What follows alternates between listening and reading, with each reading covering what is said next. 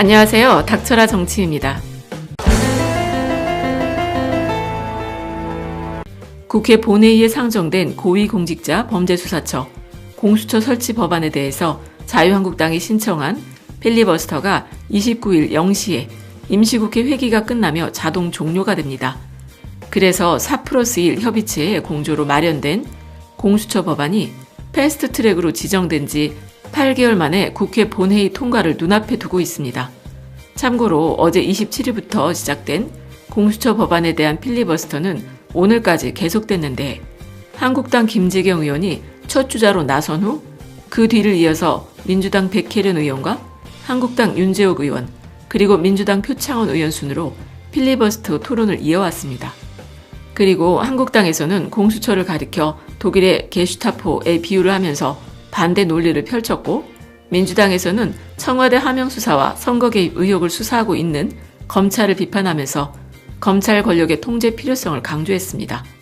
그렇게 필리버스터가 끝난 후 민주당에서는 새 임시국회의 개회와 동시에 공수처 법안의 표결을 위한 본회의를 열 계획이라고 하는데 엊그제 있었던 선거법 표결 과정에서 나타난 일부 의원들의 반발로 4+1 공조가 흔들리고 있다는 우려가 나오고 있습니다.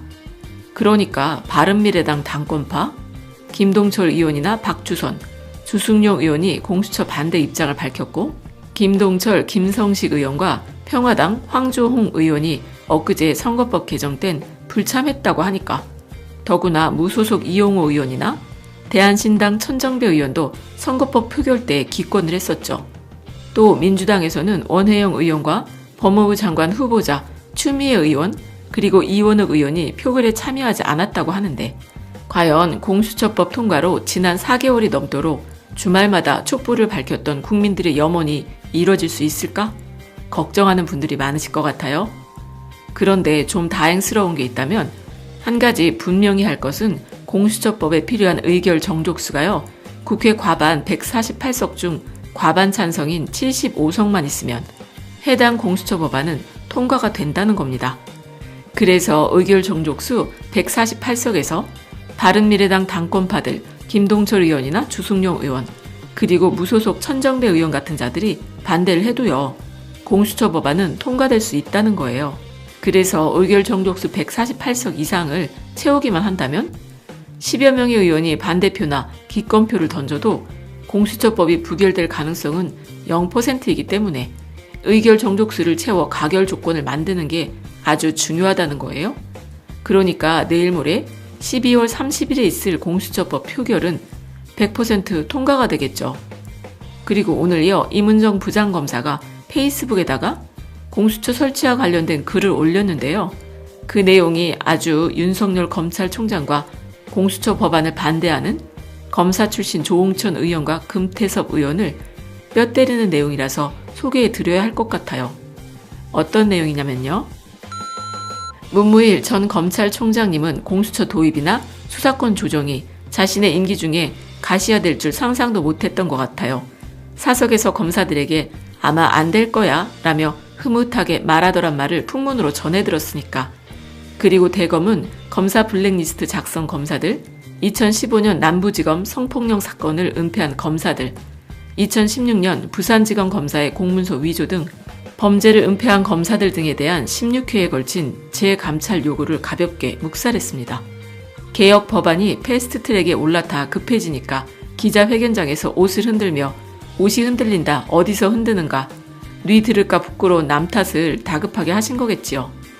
윤석열 총장님 역시 국정농단, 사법농단, 삼성수사로 검찰개혁을 늦추며 국민적 지지를 등에 업고서 패스트트랙 수사와 집권 세력에 대한 공격으로 너끈히 막아낼 수 있으리라고 자신한 게 아닐까 짐작해봅니다.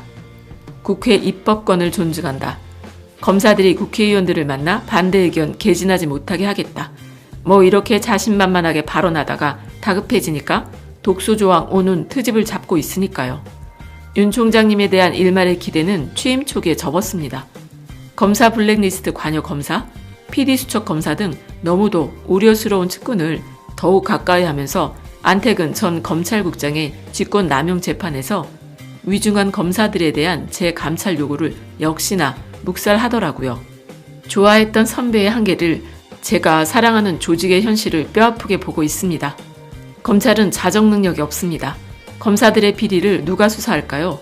검사들에 대한 재고발 사건은 중앙지검에 1년 7개월째 방치되어 있고 부득이 검사들을 경찰청에 고발했더니 검찰은 경찰에 자료 제공 요청을 거부하고 경찰의 압수수색 영장 신청을 반려하며 검찰에 대한 경찰 수사를 막고 있습니다.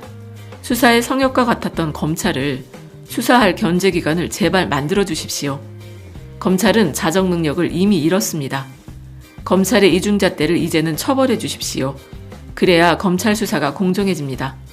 그리고 공수처는 누가 견제하냐고요? 검찰의 막강한 인력과 수사와 언론 플레이 노하우를 보고 있지 않습니까? 저 적은 인력으로 첫 발을 내디딜 공수처가 자리를 제대로 잡을까 걱정스럽지만 첫 술에 배부를 수 없겠지요. 너무도 아쉽지만 공수처가 이렇게라도 출범하기를 간절히 바랍니다. 공룡과 같은 우리 검찰이 병아리 공수처를 누가 견제하냐고 포효하며 반대하는 모습에 눈살을 찌푸리는 사람이 어디 한둘이겠습니까? 반대를 위한 반대에 골몰하기보다 자정 능력을 어떻게 회복할까, 국민의 신뢰를 어떻게 회복할까, 사법 서비스질을 어떻게 높일까를 골몰하는 그런 검찰다운 모습을 이제라도 보여주기를 소망합니다. 그리고 조홍천 의원님과 금태섭 의원님이 공수처 법안에 대해 이런저런 이론이 있다는 뉴스를 보았습니다.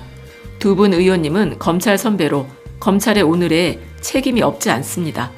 선배님들을 뽑아준 주권자 국민들을 위해 검찰에 남아 힘겹게 버티고 있는 저를 비롯한 후배들을 위해 대승적 견지에서 법안에 찬성해 주실 것을 간곡히 요청드립니다.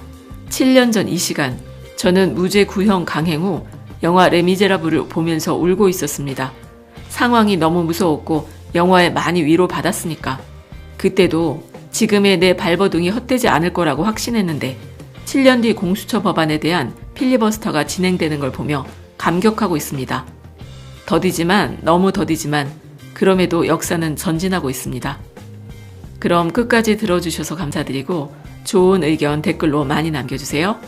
감사합니다.